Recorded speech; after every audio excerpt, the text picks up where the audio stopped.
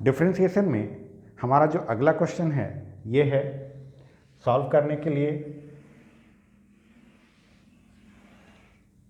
सबसे पहले let y is equal to अब हमारे पास क्या है इस समय है हमारे पास ब्रैकेट में x square minus three x plus two, x square minus three x plus two, दूसरे ब्रैकेट में है हमारे पास एक्स प्लस टू। अब पिछली बार की तरह यहाँ पर इस बार नहीं कि हमें सिर्फ एक ही ब्रैकेट में सब चीज़ है या एक सिंगल टर्म है, यहाँ पर हमारे पास दो अलग अलग ब्रैकेट्स दिए हुए हैं। सबसे पहले अगर y की वैल्यू जो है अगर वो मल्टीप्लिकेशन के फॉर्म में है तो हम वहाँ पर उसे मल्टीप्लाई करेंगे। Differentiating with respect to x अभी नहीं लिखना है, जब इस पूरे को हम सॉल्व करके सिंगल सिंगल टर्म में कन्वर्ट कर लेंगे तब लिखते हैं। अभी सिर्फ y इज इक्वल टू हमें मल्टीप्लाई करना है, इस पूरे का मल्टीप्लाई x प्लस टू दोनों के साथ होगा तो हमने यहाँ पर x लिख लिया, यहाँ पर एक्स स्क्वायर माइनस का थ्री एक्स प्लस का टू और फिर ये प्लस का टू लिखा और इसके साथ मल्टीप्लाई करना है, X square minus three x plus का two. y is equal to X का जब इसके साथ मल्टीप्लाई होगा तो ये होगा X cube minus three x square plus का टू एक्स, ये होगा plus two x square minus six X और ये प्लस का फोर।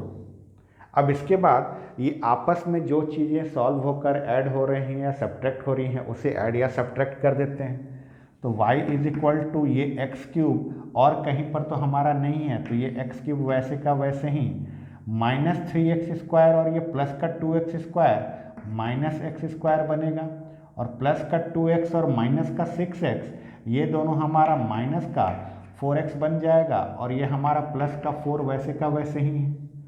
अब हम इसे आगे ना तो जोड़ सकते हैं ना घटा सकते हैं, तो अब y की ये हमें पूरी की पूरी वैल्यू मिली है, y का ये पूरा मान है। अब हम इसे डिफरेंशिएट करेंगे तो अब यहाँ पर लैंग्वेज लिखेंगे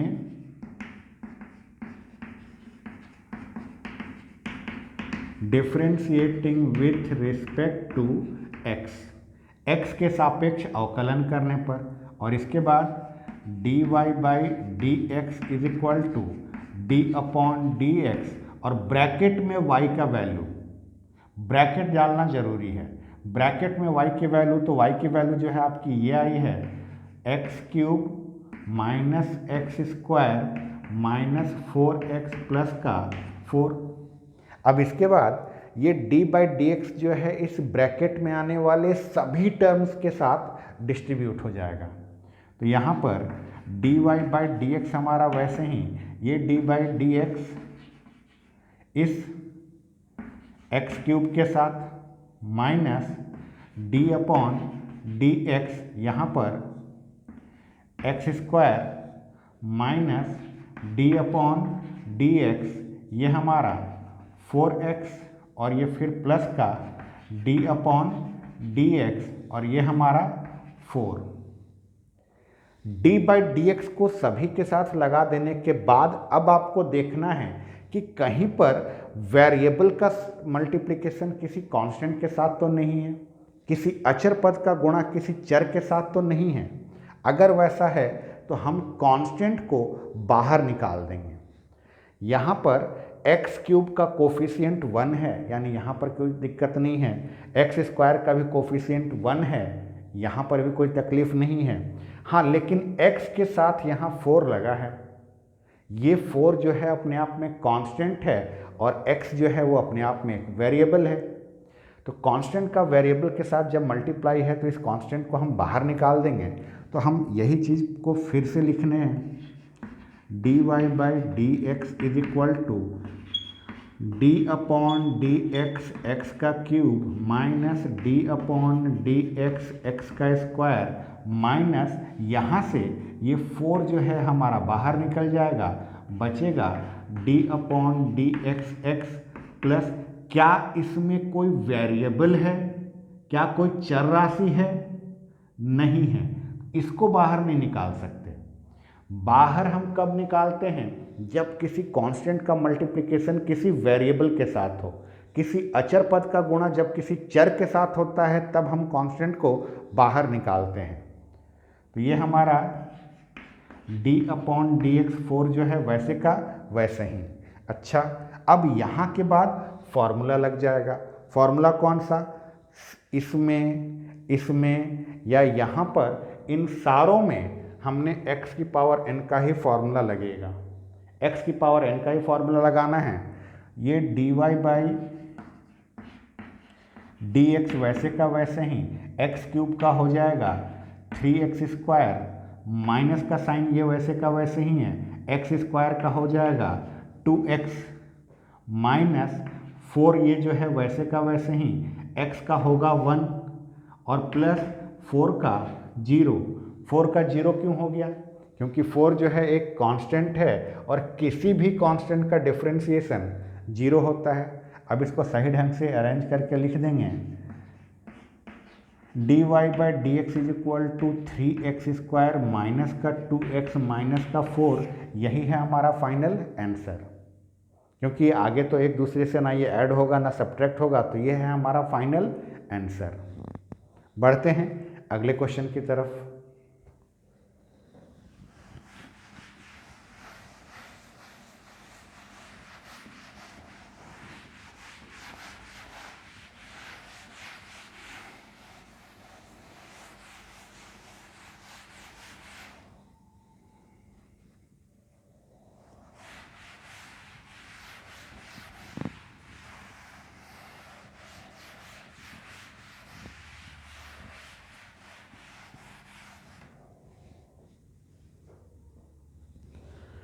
हमारा जो अगला क्वेश्चन है, इसमें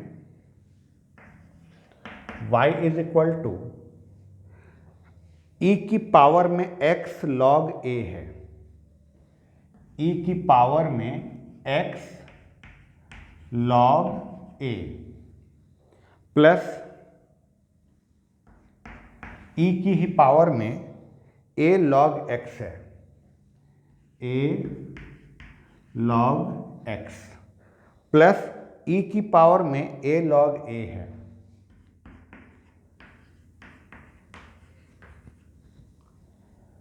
यहाँ पर हम चीज़ों को थोड़ा अलग अलग करके समझते हैं। यहाँ पर सबसे पहले देखिए x log a लिखा है। log की प्रॉपर्टी के कारण क्या आप समझ पा रहे हैं कि ये x जो है ये कहाँ जाएगा?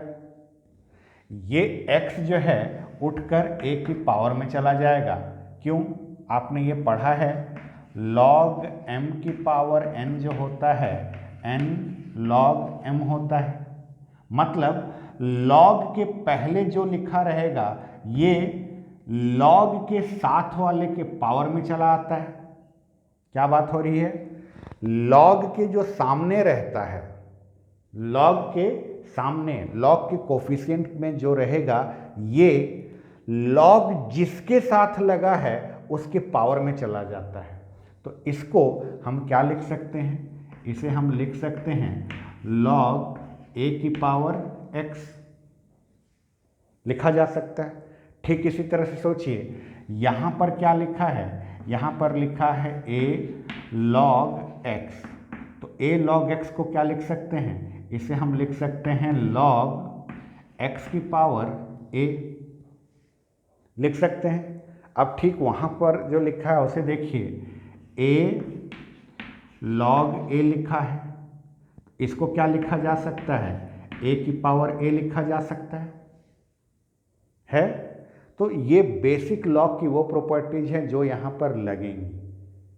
ये बात केवल एक ही प्रॉपर्टी की नहीं है। अब देखिए दूसरी प्रॉपर्टी कैसे लगेगी। इसको तो आपने सबसे पहले ऐसे लिख लेना है, इसको भी आपने पहले ऐसे लिख लेना है, इसको भी ऐसे लिख लेना, ये तो आपको हो गया। अब जरा समझिए, यहाँ पर e की पावर में है, e की पावर में अगर हमने इसको लिखा है तो इसको हमने क्या लिखा था? log a x लिखा था। तो e की पावर में log a x अब फिर से सोचिए लॉग की प्रॉपर्टी। ये जो लॉग है, इस लॉग का बेस क्या है?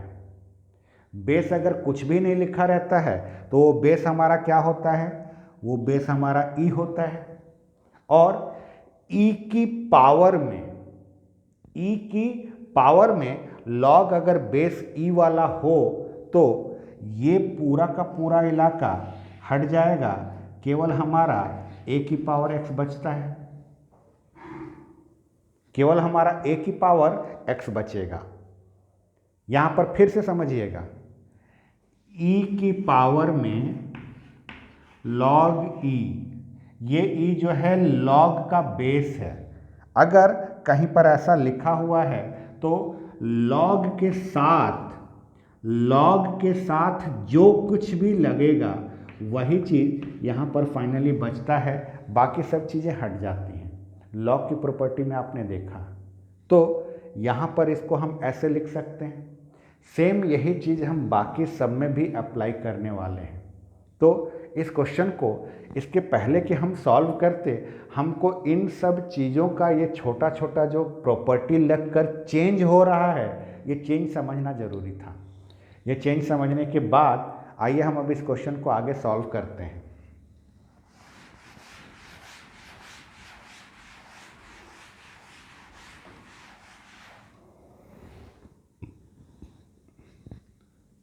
सबसे पहले y इज इक्वल टू, इसे क्या लिख सकते हैं? e की पावर log a की पावर x, प्लस इसे लिख सकते हैं e की पावर log x की पावर a, प्लस इसे लिख सकते हैं e की पावर log a की पावर a, लिख सकते हैं। फिर यहाँ पर जो प्रॉपर्टी लगेगी तो y इज इक्वल टू हमारा यहाँ पर जो प्रॉपर्टी लग रही है उस प्रॉपर्टी के कारण ये क्या बचेगा?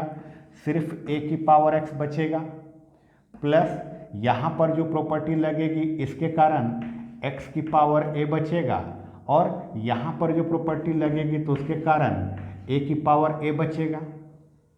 यानी ये जो हमारा इतना लंबा चौड़ा क्वेश्चन था, प्रॉपर्टी लगने के बाद ये बस इतने में समा कर रह गया। अब हम इसे डिफ्रेंशिएट करेंगे, तो यहाँ पर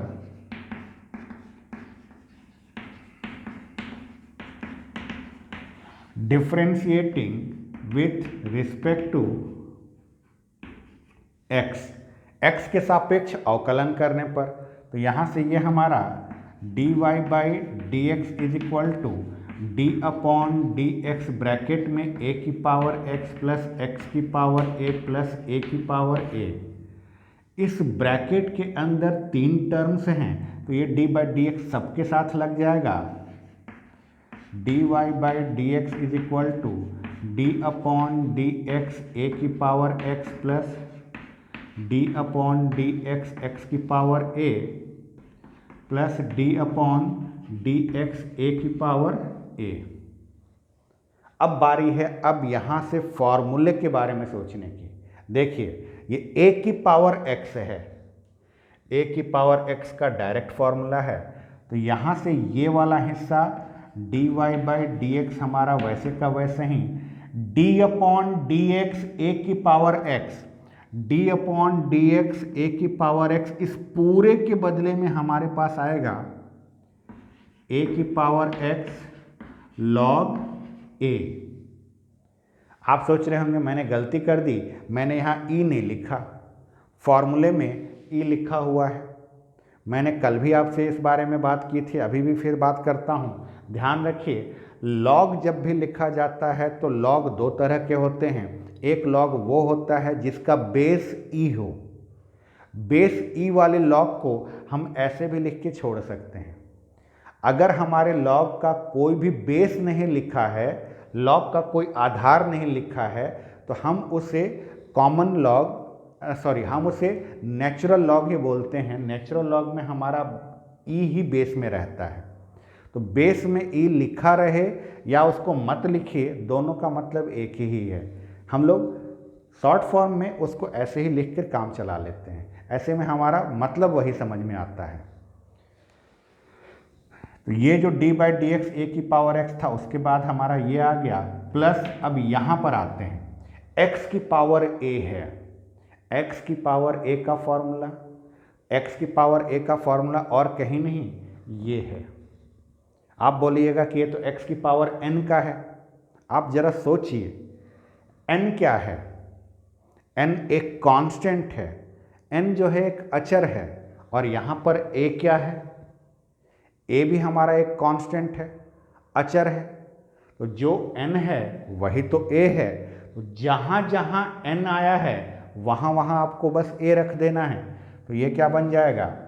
ये हमारा बन जाएगा ए एक्स ए माइनस वन। ए एक्स की पावर में ए माइनस वन, ये इसका हो गया। अब जरा इसके बारे में सोचिए, ए की पावर ए की पावर ए, क्या ये फॉर्मूला लगेगा? नहीं लगेगा। क्यों नहीं लगेगा? ए की पावर एक्स है ये। ए क्या होता है? ए कांस्टेंट होता है। कांस्टेंट की पावर में वेरिएबल है। यहाँ पर कांस्टेंट के पावर में कांस्टेंट है, अचर की घात में अचर ही है। आप सोचिए, कहीं पर 2 का अगर पावर 3 लिखा हो तो ये 2 अपने आप में कांस्टेंट है, इसका पावर भी कांस्टेंट है, तो सॉल्व होकर 8 आता है। ये 8 क्या है? 8 भी अपने आप में एक कांस्टेंट है, अचर है। तो कहने का मतलब कांस्टेंट के पावर में जब कांस्टेंट रहता है, अचर की पावर में अचर रहता है, तो सॉल्व होकर वो अचर ही आता है। यानी ए की पावर ए जो है अपने आप में एक कांस्टेंट है, और कांस्टेंट अगर है तो उसका डिफरेंशिएशन 0 हो जाएगा। तो इसका डिफरेंशिएशन हो गया 0। अब इसको फाइनली हम लिख सकते हैं dy by D x is equal to a की power x log a plus a x की power a minus one. A में से तो 1 माइनस हो नहीं सकता, वो वैसे का वैसे ही रहेगा। तो यही है हमारा इसका फाइनल आंसर। ये हमने इन पांचों क्वेश्चन को सॉल्व किया। इन पांचों क्वेश्चन को सॉल्व करने के बाद 2 छोटे छोटे फॉर्मूले और हैं जो कि हमारे डिफरेंशिएशन में हेल्प करते हैं हमें क्वेश्चंस को आगे सॉल्व करने के लिए। हम बात करेंगे उन फॉर्मूलों की।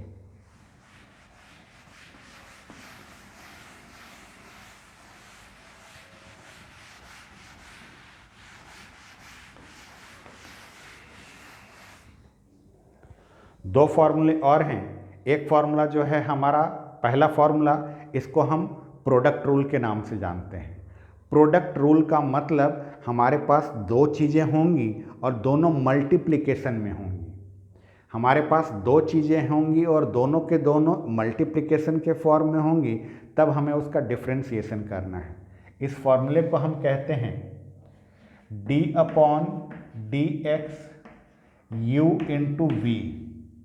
u इंटू वी है। u इंटू वी कहने का मतलब कि u अपने आप में एक अलग चीज है और v अपने आप में एक अलग है। साथ में ये भी ध्यान में रखिए, u और v दोनों के दोनों वेरिएबल्स हैं। u और v दोनों के दोनों चर राशियां हैं, इनमें कोई भी कांस्टेंट नहीं है। यानी यहाँ पर जो 2 चीज़ें आपको मल्टीप्लाई में दिख रही हैं, ये दोनों के दोनों अपने आप में वेरिएबल्स, चर राशियां हैं। अगर इन 2 में एक कांस्टेंट हो जाता, तो हमने तो कितनी बार अभी क्वेश्चन सॉल्व किया है, कांस्टेंट का वेरिएबल के साथ मल्टीप्लिकेशन होगा तो हम कांस्टेंट को बाहर निकाल देते हैं। तो आप इस बात को हमेशा ध्यान में रखिए। इसको हम लोग u इंटू वी फॉर्मूले के नाम से भी जानते हैं।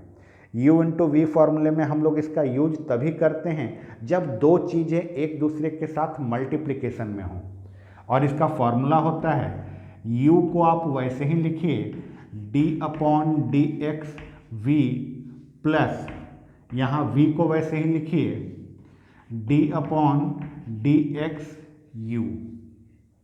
और एक चीज़ आप हमेशा याद रखिएगा, differentiation d by D x के बाद वाले का होता है। डिफरेंशिएशन, अवकलन हमेशा डी बाई डी एक्स के जो बाद में लिखा है उसका होगा, जो उसके पहले लिखा है उसका डिफ्रेंसिएशन नहीं होता।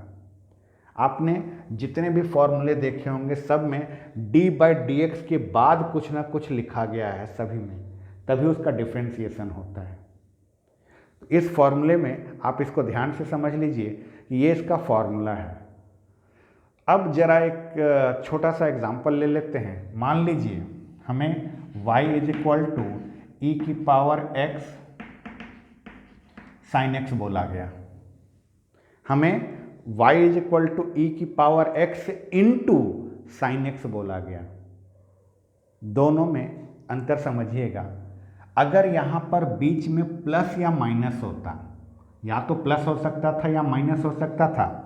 अब सोचिए अगर आपके पास रहता y is equal to e की पावर x प्लस का साइन x, तो आप सबसे पहले यहाँ पर एक लैंग्वेज लिखते differentiating with respect to x के सापेक्ष अवकलन करने पर, फिर आप यहाँ पर dy बाई डी एक्स लिख कर यहाँ पर d अपॉन डी एक्स लिखते, ब्रैकेट लगाते, e की पावर x प्लस का साइन x लिखते, ये लिखते, ये d बाई डी एक्स। इसके बाद आप क्या करते, क्या सीखा था आपने, d बाई डी एक्स जिस ब्रैकेट के साथ लगा है अगर उस ब्रैकेट के अंदर एक से अधिक टर्म्स हैं, एक से अधिक पद हैं, तो ये d बाई डी एक्स सबके साथ लग जाएगा। यानी यहाँ पर dy by D x is equal to d upon D x e की power x plus d upon D x sine x होता है।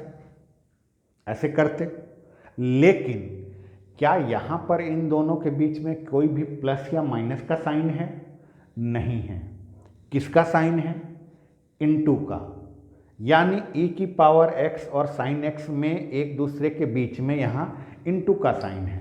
अगर इनटू का साइन है तो हम यहाँ पर अब इसको u इंटू वी के नज़रिए से सोचेंगे। हम यहाँ इसको u इंटू वी के नज़रिए से सोचेंगे। u इंटू वी के नज़रिए में u की जगह पर हमारे पास e की पावर x है और v की जगह पर हमारे पास साइन x है। u की जगह पर हमारे पास e की पावर x है और v की जगह पर हमारे पास साइन x है। तो सबसे पहले यहाँ पर वो लैंग्वेज लिख देंगे differentiating with respect to x, फिर आएगा dy by D x is equal to D upon D x bracket में e की पावर x साइन x। अब यहाँ से समझिएगा d बाई डी एक्स के बाद जो ब्रैकेट है, इस ब्रैकेट में दो चीज़ें हैं और दोनों की दोनों मल्टीप्लिकेशन में हैं। दो चीज़ें हैं और दोनों की दोनों मल्टीप्लिकेशन में हैं, तो यहाँ पर ये u इंटू वी के फॉर्मूले में लगेंगी। तो u इंटू वी का फॉर्मूला क्या होता है, ये dy बाई डी एक्स जो है ये आपका वैसे का वैसे ही रहेगा। सोचिए u इंटू वी के फॉर्मूले में आपने u को पहले लिखा है, इसमें आपका u क्या है, u आपका e की पावर x है, तो e की पावर x को आपने पहले लिखा d अपॉन डी एक्स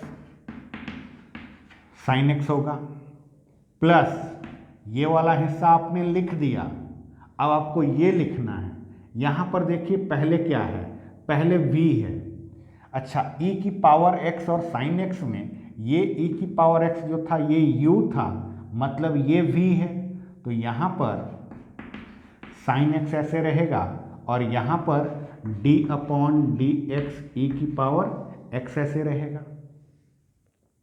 है, हमने क्या किया, u इंटू वी का जो ये फॉर्मूला है उस फॉर्मूले में बस इसको रखा है। डिफ्रेंशिएट अब होगा, डिफ्रेंशिएट अब करना है। और इस बात का याद रखिएगा d बाई डी एक्स के बाद में जो लिखा रहेगा डिफ्रेंशिएशन उसका होता है, उसके पहले क्या लिखा है इसका डिफ्रेंशिएशन नहीं होगा। इसका डिफ्रेंशिएशन नहीं होगा, differentiation d by D x के बाद वाले का होगा। तो यहाँ से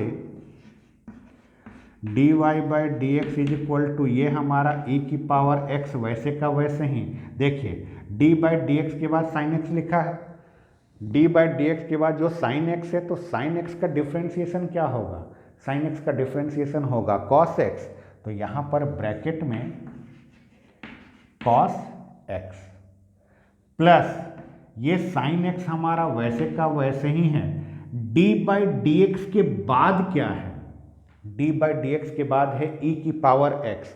तो ई की पावर एक्स का डिफ्रेंसिएशन ई की पावर एक्स ही होता है, तो यहाँ पर इनटू में ई की पावर एक्स हो जाएगा। और इसे अगर आप सॉल्व करना चाहें तो देखिए दोनों में से आप ई की पावर एक्स को कॉमन निकाल सकते हैं। ई की पावर एक्स इस कॉस एक्स के साथ मल्टीप्लिकेशन में है, साइन एक्स के साथ मल्टीप्लिकेशन में है, तो हम यहाँ पर इसको लिख सकते हैं d y by D x is equal to e की पावर एक्स हमने कॉमन ले लिया, तो यहाँ से हमारे पास बचा कॉस एक्स प्लस का साइन एक्स। ये हमारा इसका फाइनल आंसर है, ये हमारा इसका फाइनल आंसर है। अब यहाँ पर एक छोटी सी चीज़ और, e की power x into sine x में हमने इसको u बोला और इसको v बोला, क्या हम इसको u और इसको v नहीं बोल सकते? मल्टीप्लिकेशन में दो चीज़ों का जब मल्टीप्लाई होता है तो कौन आगे है कौन पीछे है इससे फ़र्क नहीं पड़ता। हम 3 इंटू 2 बोलें या 2 इंटू 3 बोलें, दोनों का आंसर सेम आता है। तो ये u इंटू वी कह रहे हैं, अगर मैं इसको पलट के देखूं तो साइन एक्स इंटू ई की पावर एक्स देख सकता हूं, बिल्कुल देख सकता हूं। यानी मैं अगर इसको u बोलूं और ये v बोलूं तब भी आंसर यही आएगा, हाँ तब भी आंसर यही आएगा। आप चाहें तो इसको पलट के देख लीजिए। मल्टीप्लिकेशन में आप दो चीज़ों के बीच में जब मल्टीप्लाई ले रहे हैं तो उन दोनों चीज़ों में कौन सा u है और कौन सा v है इससे फ़र्क नहीं पड़ता, आंसर आपका वही आएगा। ये था हमारा पहला फॉर्मूला। दूसरा फॉर्मूला जो है ये मल्टीप्लिकेशन का फॉर्मूला है, दूसरा वाला फॉर्मूला जो है डिवीज़न वाला फॉर्मूला है। दूसरा फॉर्मूला डिवीज़न का फॉर्मूला होता है। डिवीज़न में क्या, d upon D x u upon v, यहाँ पर चीज़ें जो है डिवाइड में है, तब इसका फॉर्मूला क्या होगा, इसका फॉर्मूला होता है डिनोमिनेटर में v का स्क्वायर। u अपॉन v में बहुत ज़रूरी है इस बात को समझना कि न्यूमरेटर में जो भी है वो हमारा u है, न्यूमरेटर में जो भी है वो हमारे लिए u है और डिनोमिनेटर में जो है वो हमारे लिए v है। इस बात को याद रखिएगा, इसको चेंज नहीं करना। ये नहीं कि ऊपर वाले को v बोल दिए नीचे वाले को u बोल दिए, ऐसा नहीं। न्यूमरेटर में u रहेगा, डिनोमिनेटर में v रहेगा। फॉर्मूला में यहाँ पर v स्क्वायर होगा, यहाँ पर v d upon D x u minus u d upon D x v. ये होता है u बाई v का फॉर्मूला, ये है हमारा u बाई v का फॉर्मूला। इसे हम कोसेंट रूल के नाम से जानते हैं। पिछले वाले को हमने प्रोडक्ट रूल बोला था, इसे कोसेंट रूल यानी डिवीज़न का फॉर्मूला। अब इसके एग्जाम्पल में एक सिंपल सा एग्जाम्पल सोचते हैं। हम d by D x sine x upon cos x के बारे में सोचते हैं। देखिए साइन एक्स अपने आप में अलग चीज़ है, कॉस एक्स अपने आप में अलग चीज़ है, दोनों डिवीज़न के फॉर्म में हैं। इसका मुझे डिफ्रेंशिएशन करना है तो u की जगह पर मेरे को साइन एक्स दिख रहा है, v की जगह पर मेरे को कॉस एक्स दिखा। अपने को करना कुछ नहीं है, इस फॉर्मूले में बस इसको पुट कर देना है। फॉर्मूले में पुट कर देना है मतलब v स्क्वायर नीचे में है, हमारा v कौन है, v है हमारा कॉस एक्स, तो यहाँ पर कॉस एक्स का होल स्क्वायर पहले v लिख देना है, तो यहाँ पर कॉस एक्स फिर d by D x, u को लिखना था, u हमारा साइन एक्स था, माइनस u है यहाँ यानी साइन एक्स और d अपॉन डी एक्स के बाद कॉस एक्स। ये हमारा d upon D x sine x upon cos x वैसे का वैसे ही, यहाँ से आइए कॉस एक्स का होल स्क्वायर, ये अभी फिलहाल हम इसको वैसे ही रखते हैं। ये कॉस एक्स जो है ये हमारा वैसे का वैसे ही रहेगा। डिफ्रेंसिएशन किसका होगा? Differentiation D by D x के बाद वाले का होता है। डी बाई डी एक्स के बाद साइन एक्स है, साइन एक्स का डिफ्रेंसिएशन होता है कॉस एक्स। तो यहाँ पर ये कॉस एक्स, ये वाला कॉस एक्स है और इसका डिफ्रेंसिएशन होने के बाद हमारे पास कॉस एक्स आया, माइनस यहाँ पर पहले से देखिए साइन एक्स लिखा है और डिफ्रेंसिएशन किसका होगा? कॉस एक्स का। कॉस एक्स का डिफ्रेंसिएशन होता है माइनस साइन एक्स, तो मैं यहाँ पर ब्रैकेट में लिखता हूँ माइनस का साइन एक्स। अब इसे सॉल्व करना है, ये d upon D x sine x upon cos x वैसे का वैसे ही, cos x into cos x cos square x, ये माइनस और ये माइनस मिलकर plus sine x into sine x, ये हमारा हो गया साइन स्क्वायर एक्स अपॉन, इसको हम कॉस स्क्वायर एक्स लिख सकते हैं। सोचिए कॉस एक्स का होल स्क्वायर को कॉस स्क्वायर एक्स लिखा जा सकता है। अब cos square x plus sine square x कितना होता है? बचपन से आप इसके बारे में पढ़ते आए हैं, 1 होता है। तो यहाँ से d upon D x sine x upon cos x is equal to 1 upon cos square x होगा, है। अब यहाँ से चमत्कार देखिए, क्या sine x upon cos x हमारा tan एक्स बनता है? Sine x upon cos x tan x ही तो होता है। तो यहाँ से d अपॉन डी एक्स, इसको मैं क्या लिख सकता हूँ? tan एक्स लिख सकता हूँ। जरा सोचिए 1 अपॉन कॉस स्क्वायर एक्स को क्या मैं सेक स्क्वायर एक्स बोल लूं? होता है। अब देखिए क्या d by D x tan x का फॉर्मूला भी सेक स्क्वायर एक्स ही था, है। तो ये है हमारा डिवीजन का क्वोशेंट रूल। इसके पहले u इंटू वी का रूल था और ये है हमारा डिवीजन का u अपॉन वी का रूल। ये 2 रूल आपको याद रखने हैं। क्वेश्चंस बनाते समय इसका बहुत बहुत बहुत ज़्यादा यूज होता है। इन दोनों रूल्स को आप ध्यान से पढ़िए, याद रखिए।